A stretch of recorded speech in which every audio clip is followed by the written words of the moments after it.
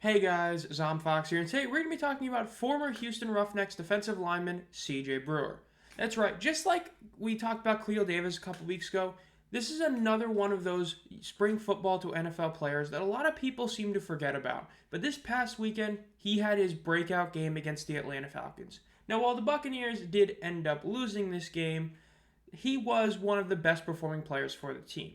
So before we get into that, let's just look at his past career, of course. He was an undrafted player who went to Buffalo after his college career. He ended up appearing in a couple games, but essentially did really nothing. He had, averaged one tackle a game, was in for less than 25% of his total snaps. And after that, he would end up being released and, of course, would go to the Houston Roughnecks in the XFL in 2023. With the Roughnecks, he would end up being a very solid player for Wade Phillips' defense. In those 10 games that he played in the regular season, he managed to get 17 total tackles, but more impressively is he did have 2.5 sacks across the season. He did also play in the playoff game, which, the Roughnecks did end up losing, but it was an overall solid performance.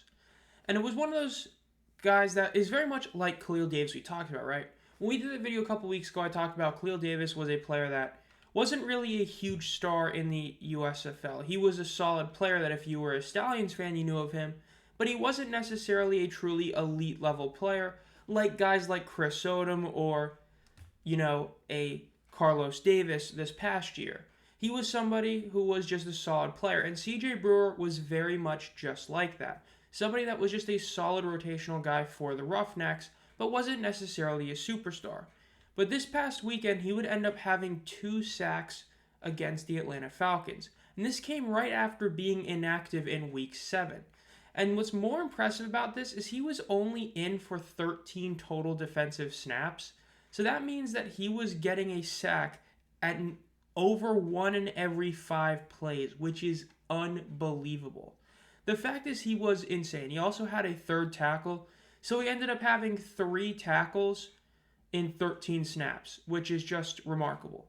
And then when you compare it to the rest of the season, he has gotten a decent amount of playing time. It's not like it's a ton more than what he had with the Bills, but he is getting was getting consistently 25% plus snaps up until week 5. And he's only been a tackling guy. He had 1 TFL, but this time he had 2 sacks the first 2 of his career. Now, what's also very impressive about this is that in 2023, when he first got to the Buccaneers, he basically stayed on as one of those practice squad guys. But despite being an on and off practice squad guy, he was able to stay with the team throughout the offseason, didn't need to go to the UFL, and came back in 2024. And that is what led him to going back to the Buccaneers and actually having a breakout moment. Now, this is another one of those players that, like I've talked about with Khalil Davis, is a great example of what spring football can do for a player.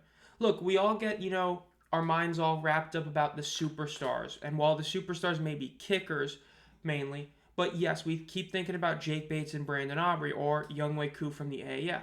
But the fact is, to be a successful player from the UFL, XFL, USFL to the NFL is just to make a roster and stay there. And that is what C.J. Brewer has been able to accomplish thanks to that year with the Roughnecks in 2023. If he doesn't have that season, the odds of him going to the Buccaneers are a lot less than, obviously, if he didn't go. And that goes for the same way we talked about with Khalil Davis, how if he didn't play for the Stallions, what would have happened? And so this is another great example of that. Now, will he end up being like Khalil Davis, who is a legit key rotational piece? We'll see. But this is one of those performances that can get you a lot more snaps week to week.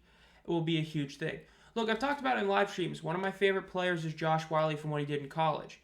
And I know that him getting these, 3 reception, 30-yard games is huge for him. Because while that's not huge compared to any other great tight end, it is compared to last year, and it's what he's doing with the targets he's being given. And it's very similar to this. C.J. Brewer was given 13 snaps, and he made the most of those snaps by getting 2 sacks. Yes, the Buccaneers lost this game, but he wasn't a reason they lost. He was a reason it was a close game. So this is a great thing for the UFL, as this is another one of those players from the ultramodern spring football era that is making his impact felt now. And while, again, he's very much like Khalil Davis, a lot of spring football fans have probably forgotten about him. This is a very important thing to note and is overall great for spring football. But that'll do it. This has been Fox. If you enjoyed this video, make sure to subscribe and hit the bell to be notified as I upload any videos. We're getting close to 1,000 subscribers. We're less than 100 away. We are doing a giveaway at 1,000. And And if you've been a fan of the channel for a while, think about becoming a channel member for as low as 99 cents a month. You get an exclusive video, 5 team emojis, and more. And as always, guys, have a great night.